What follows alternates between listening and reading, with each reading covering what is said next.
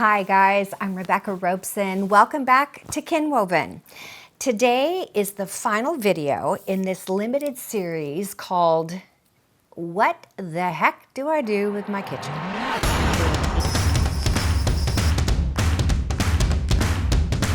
And I realized what a hot mess I have under here. This is the third of 3 videos. The first one is where I walk you through my kitchen and I explain the problems. In that first video, I explain it to you not only from a homeowner's perspective, but also from the perspective of a professional interior designer. The second video in the series is how I shop online to do a project. You know, nowadays, most of us do an awful lot of shopping online, and that's exactly what I did. And so it's a great one. It's all about picking out bar stools and how I create my own little showroom in my home.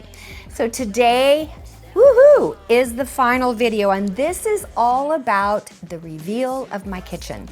The process that I went through, what it cost me, what I did and what I chose not to do, and how it all turned out. And to be quite honest, how satisfied I am with the overall feel, certainly based on the amount of money that I spent. So what was the challenge? Well, I'm kind of a part-timer, actually an in-betweener. That's the word, I'm an in-betweener. Why? Because as many of you know, I already posted a video about my new home that I'm designing right now, my custom built home, and I'm not going to be living in this house much more than 2.5 to 3 years. So where do I spend my money? Do I spend any money? Will it bring me money back when I go to sell this house? And then you weighing all of that out against what can I live with and what can I really just not live with?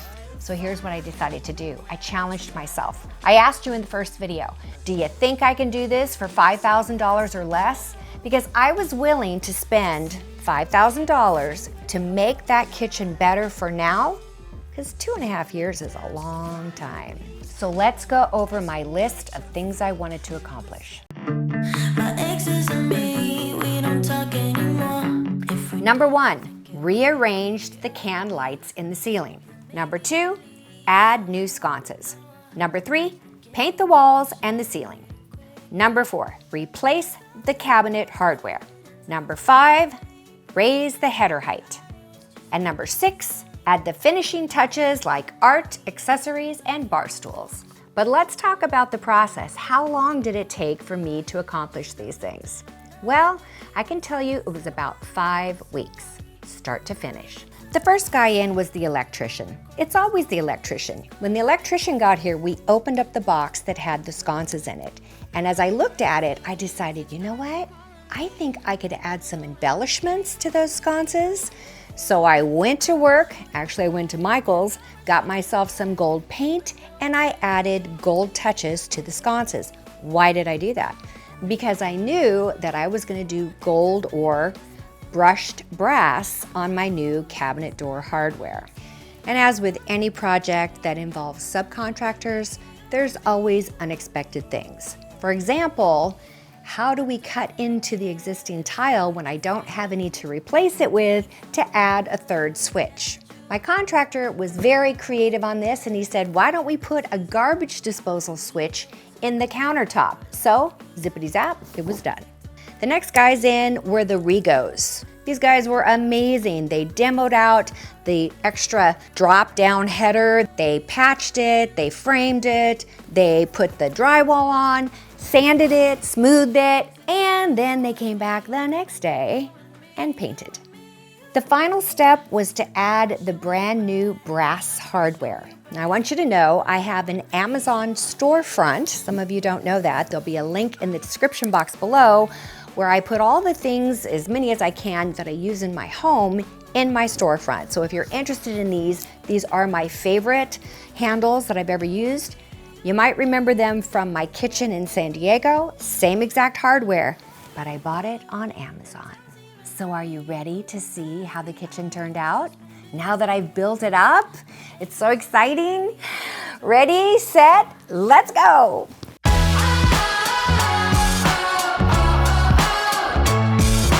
Let's start from where we started in the project. Remember I told you that I was going to put up sconces, and you can look closely and see how amazing it looks to have combined not only the oil rub bronze, but add just a few touches of the gold paint to it.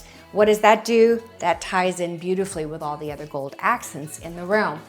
This now fills in that space. Remember in the first video I told you how much I hated the fact that the window just felt like it was squatty low. Now there's stuff above it that looks good. It's not a bunch of tchotchkes. I could have put a shelf up there with some ivy and books, and no, that's not my style. I think this is sophisticated, it's a little bit glamorous, it's also a little industrial, and it's also definitely modern, which is my style in this house.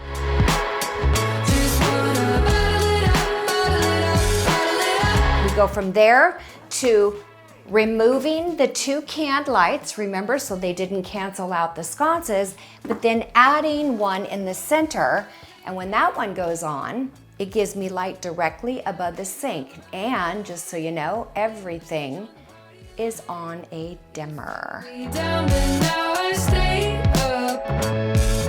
Then they moved the light over here so that I would have a spotlight on. Dun, da, da, da.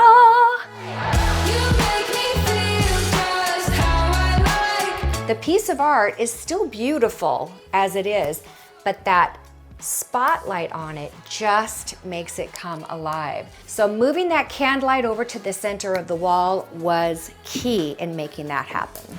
I added an outlet.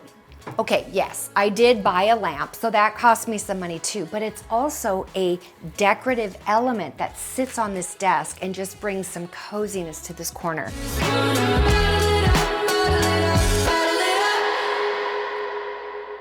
With my walls all pretty and my ceilings all patched, it was time to paint.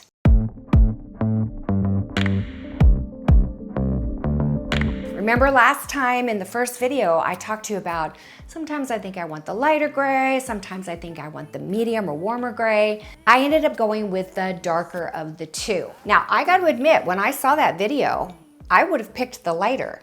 And a lot of you said, go with a lighter one. But in real life, the lighter one took on a little bit of a blue, and I didn't want it to be cool.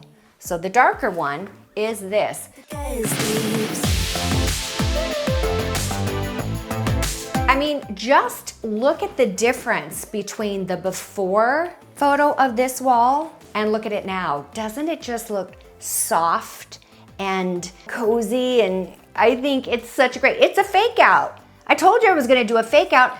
Listen, don't let your lack of money stop you from making good design principle choices in your home, because there are things you can do to fake them out. Make our escape before anyone sees. I always want you guys to learn something. And here's one of the things that I think, besides just, you can make a big change or a sizable change in your kitchen in a short amount of time without breaking the bank. That's the whole point of the video. Another point is, I know the kinds of questions that come your way when you decide to do something like this. Why do I know it? Because I've been doing this for 30 years in my design practice. I know the questions people have, and that is, which walls do I paint and which ones don't I paint? Well, I'm gonna walk you through because it is kind of specific. Did you know that I have 3 colors in this room? I have the gray that you see here. I have an accent like smoky charcoal color. And I have the off-white color that is the main color of the walls that go into the rest of the house and the ceiling.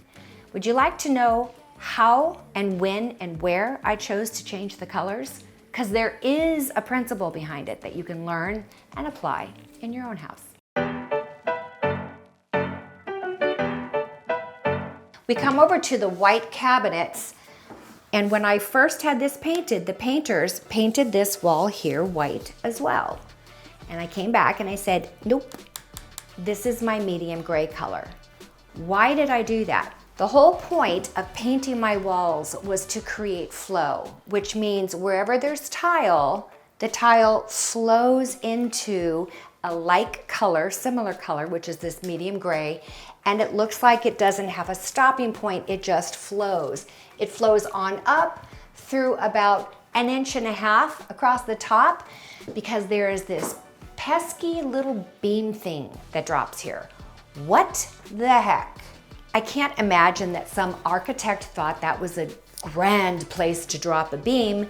It must be structural. So it's not going anywhere.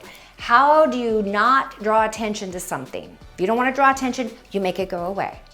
So by keeping this beam up here, I could have painted this gray too.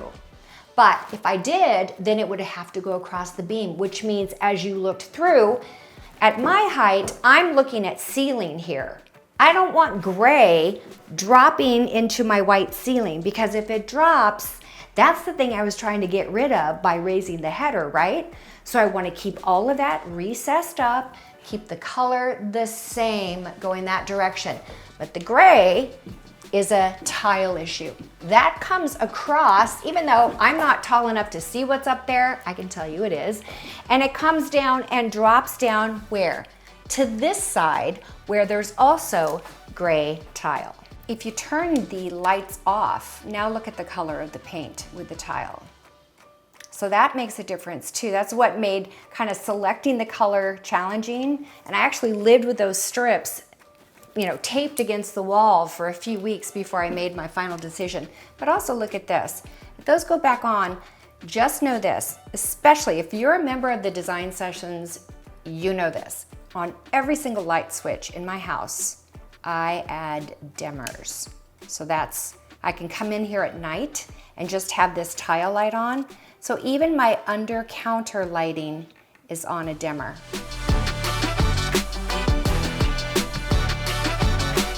I suppose this wall should be pretty easy to figure out. It's what started this whole thing, seeing all that white drywall above the tile here. So yes, the gray is all around me, goes to the ceiling, all the way to your right corner wall, and all the way across the cabinets to the top. Now, where did I stop? Did I take it over just like, remember the other side? I brought it down next to the tile? No, there's no tile over there. It's just cabinet. So all I needed to do was bring it across the cabinet, and remember that beam that drops down? That's where I stopped the gray. How about this wall? There's tile on that wall, so did I do gray? Let's take a look. The gray goes all the way across the top of this wall. Can I just say something? There's always something we can do better, and you know what it is? Look at this. This is raw maple showing up here on white cabinets. I'm just now seeing this and paying attention to it for the first time. You know what it is? It's like when you get a new outfit and you put on your old shoes. Those old shoes used to look way better than your old outfit. But now that you have the new outfit on, those old shoes, this is old shoes. I need to have this painted. We head on over this direction to my desk area. And how perfect is it? That gray goes across the top of the cabinets. To be honest with you, probably the only person that's ever going to appreciate what I spent to have the gray go across the cabinets is my son-in-law, Tyler, because he's about that tall. But where do we go next? Is there a color change? And if I like this gray so much, why didn't I add it to the new opening? Have you seen the new opening? It's time.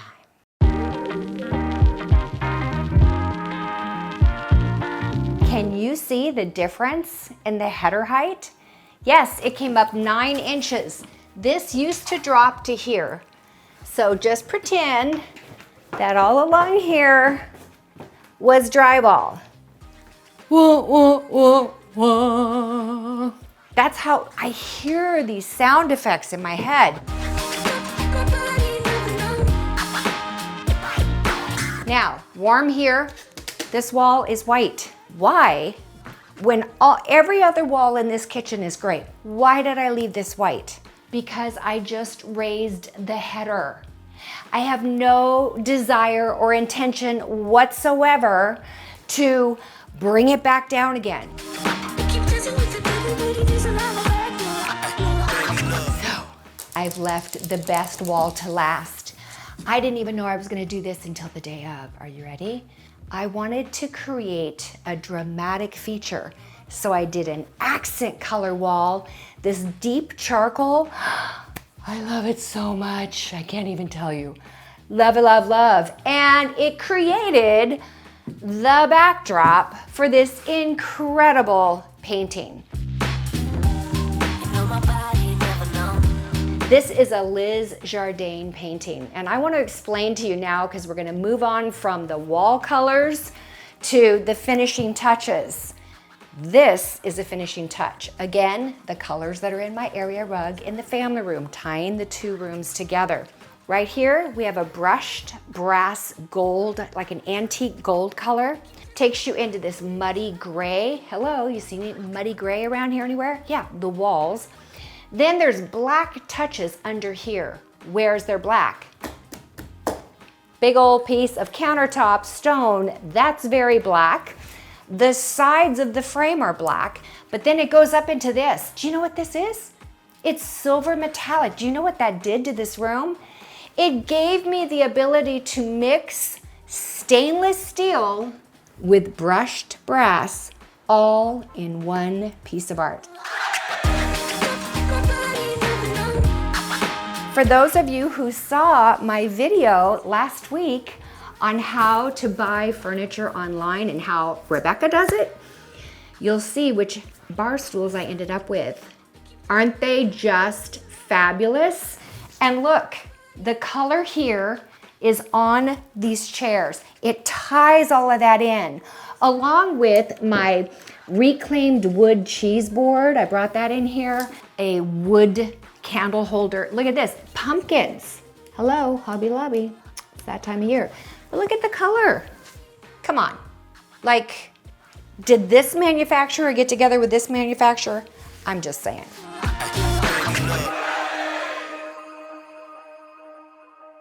I just want to give you a little bit of information about this lamp. This is from Black Whale Lighting. Here's the deal.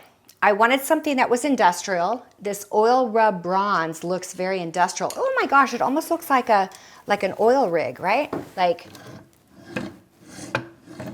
doesn't it look? I'm in Oklahoma where the wind comes sweeping down the...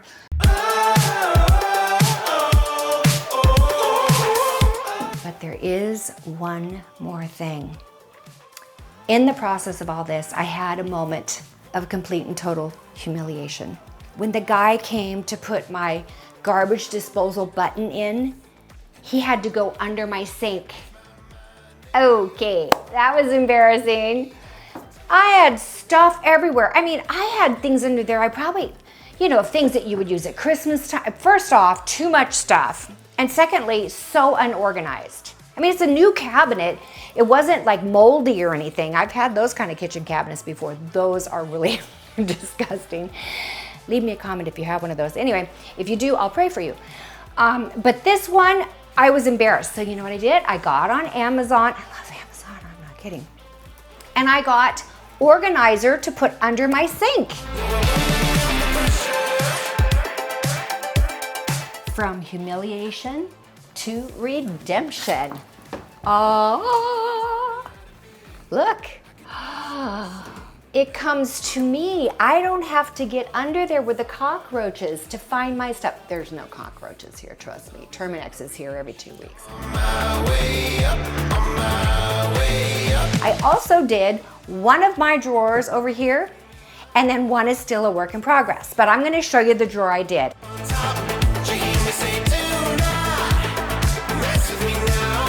Is that the coolest, most beautiful drawer ever? Cellophane, parchment paper, foil. You want to see how this works? Look, would you like a piece of foil? Of course I would, thank you. You just pull it up here to whatever length you want and watch this. Are you ready?